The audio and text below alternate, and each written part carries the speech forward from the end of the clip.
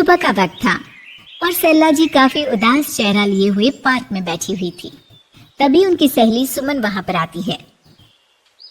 क्या हुआ सरला जी, आज मॉर्निंग वॉक करने का इरादा नहीं है क्या?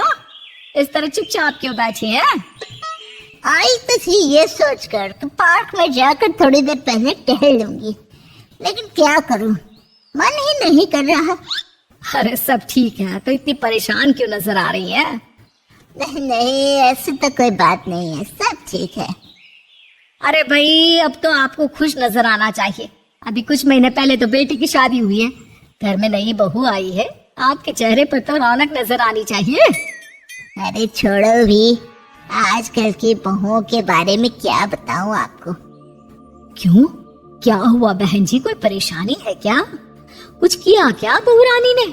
अरे भाई, अभी तो शादी को 6 महीने हुए हैं।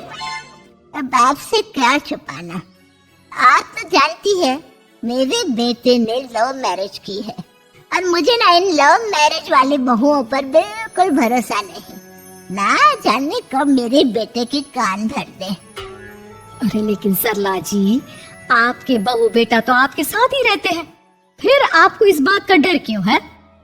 पता नहीं क्यों बहन जी, अभी तो मुझे अपनी बेटी दीपाली की भी शादी करनी है। बस इसी बात को सोचकर परेशान रहती हूँ। ये लव मैरिज वाली बहू पता नहीं कितने दिन परिवार में एडजस्ट कर पाएगी।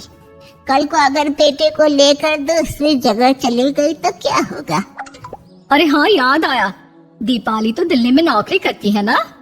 हाँ हाँ, बहुत अच्छी नौकरी लगी है उसकी। और आप किसी से कहना मत, अपने ऑफिस में साथ में काम करने वाला कोई लड़का उसे बहुत पसंद है, बता रही थी मुझे। लेकिन अभी तो आप कह रही थी कि आपको लव मैरिज और इन सब में भरोसा नहीं है। अरे तो क्या हुआ, जहाँ बेटी खुश रहे वहीं मैं खुश हूँ।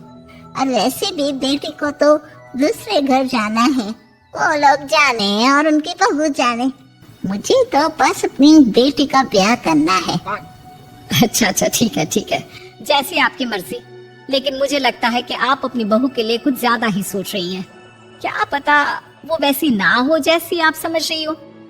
सरला जी अपनी जगह से उठते हुए कहती है, अब ये तो भगवान जाने, बस मेरी बेटी दीपाली की शादी उसकी पसंद से हो जाए तो मैं गंगा नहा लूं। चलिए बहुत देर हो गई है, मैं भी अब घर जाती हूँ। अच्छा ठीक है, मैं भी चलती हूँ। अगले दिन जब सरला जी अपने घर पर बैठकर चाय की चुस्कियां ले रही थी, तभी उनकी बहू वहाँ पर आती है। मम्मी जी, मैंने एक जगह नौकरी के लिए अप्लाई किया था और वहाँ से सब कुछ पॉजिटिव आया है। मैं भी नौकरी करना चाहती हूँ ताकि घर के खर्चों में थोड़ा हाथ बटा सकूं। अरे बहू, तुम्हें नौकरी करने की क्या जरूरत है? मेरा बेटा अच्छा खासा कमाता है, क्या तुम्हें किसी बात की कोई कमी है? तभी सरला जी का बेटा वहाँ पर आता है। नहीं माँ, उसे किसी बात की कमी नहीं है, लेकिन वो इतनी पढ़ी लिखी है और अगर नौकरी करना चाहती है तो हमें उसे नौकरी करने देना चाहिए। कुछ पैसे घर में आएंगे, हम सबकी मदद हो जाएगी।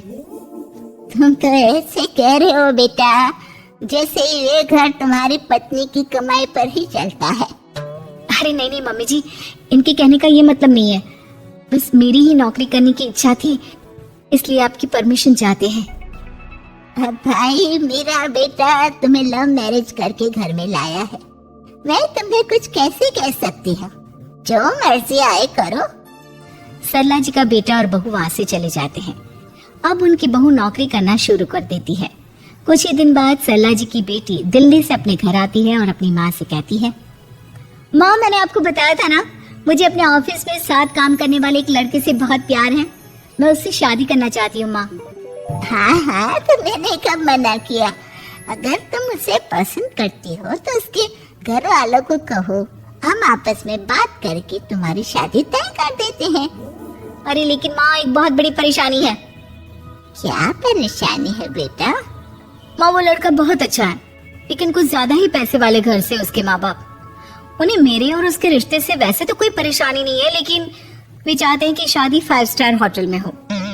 अरे ऐसे कैसे, हम तो मिडिल क्लास लोग हैं, हमारे लिए 5 स्टार होटल में शादी करना कोई आसान काम थोड़ी ना है। लेकिन माँ, मैं क्या करूँ? मैंने उनसे बात करने की बहुत कोशिश की, बस एक किसी जगह बात अटक गई है। दो बेटा, शादी करनी है तो ठीक है, लेकिन ये 5 स्टार में शादी करने वाली शर्त में नहीं मान सकती। अरे कैसी बात कर रही हैं आप मम्मी जी? अगर दीपाली को कोई लड़का पसंद है तो हम उनकी शादी के लिए पूरी कोशिश करेंगे, और अगर बात पैसों की है तो कोई परेशानी नहीं है। हाँ, तुम्हें तो बस बहुत आसान लगता है सब।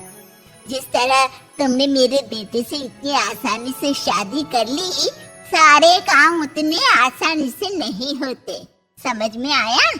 हर काम करने में पैसे लगते हैं। लेकिन माँ, मैं उस लड़की को बहुत पसंद करती हूँ। सही बात है बेटा, लेकिन तुम उस लड़के से साफ साफ कह दो, अगर उसे तुमसे शादी करनी है तो अपने घर वालों को मनाए। अगर नहीं मना सकता तो तुम दोनों अपनी गृहस्थी अलग से कहीं सेट कर लो। कोई जरूरत नहीं है अपने माँ बाप के साथ रहने की। मम्मी जी, ये आप क्या कह रही हैं? मैं भी तो आपकी बेटी के साथ लव मैरिज करके आई हूँ। अगर मैंने भी ऐसा ही किया होता तो? लो, अब तो मुझे उल्टा जवाब देने लगी। देखो बहू, मैं तुम्हारी सास हूँ, मुझसे ठीक से बात करो। लेकिन माँ, भाभी ठीक तो कह रही हैं। हाँ, अगर बात शादी के खर्च की है तो मैं उस लड़के से कुछ कह सकती हूँ, लेकिन उससे अपने घर वालों से अलग होने के लिए कहना, ये सही होगा क्या? आप तो समझिए माँ।